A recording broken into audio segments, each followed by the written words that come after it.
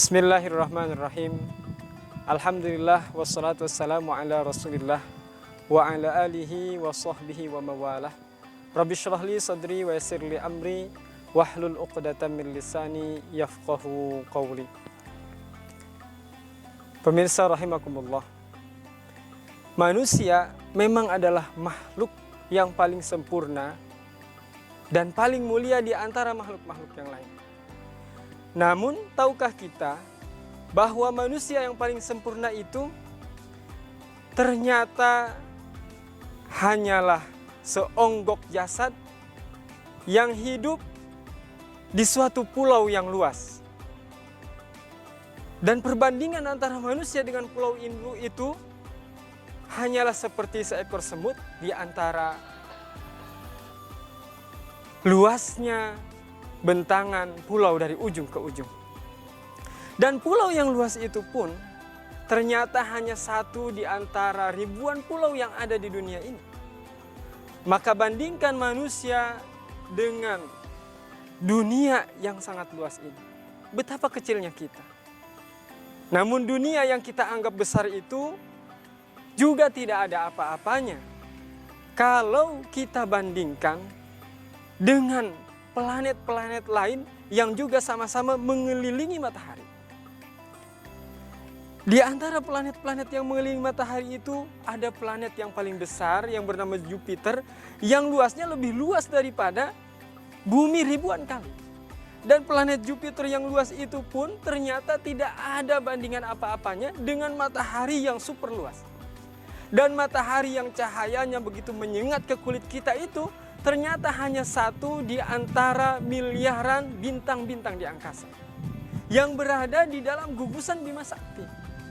Dan ternyata Bima Sakti itu bukan satu-satunya gugusan bintang, akan tetapi masih banyak lagi gugusan-gugusan bintang yang lain.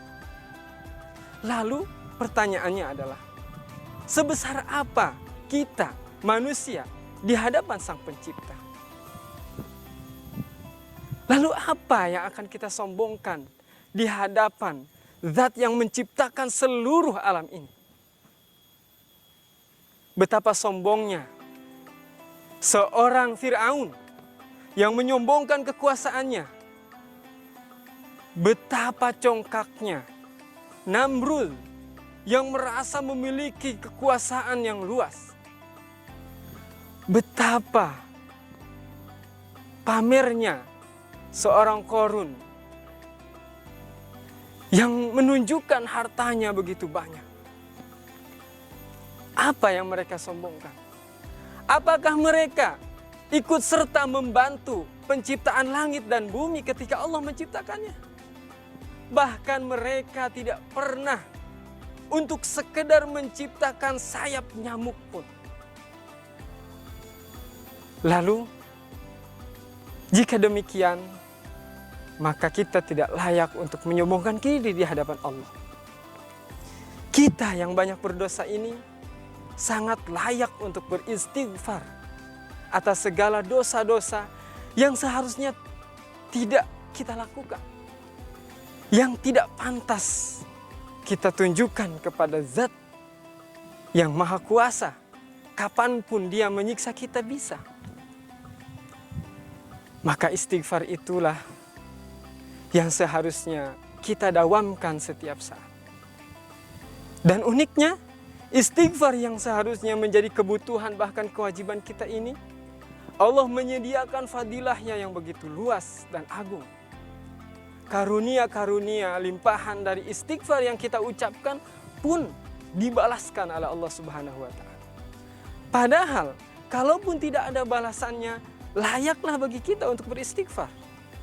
Suatu hari, Imam Hasan Al-Basri ditemui oleh 4 rombongan tamunya.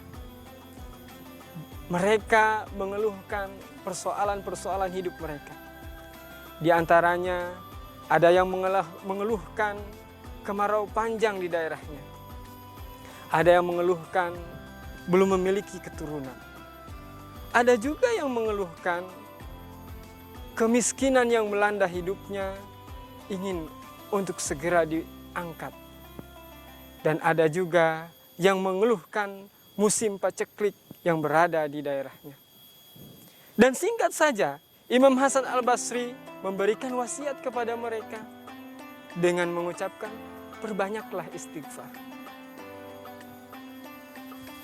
Memang seakan-akan Imam Hasan Al-Basri menyederhanakan semua persoalan-persoalan mereka.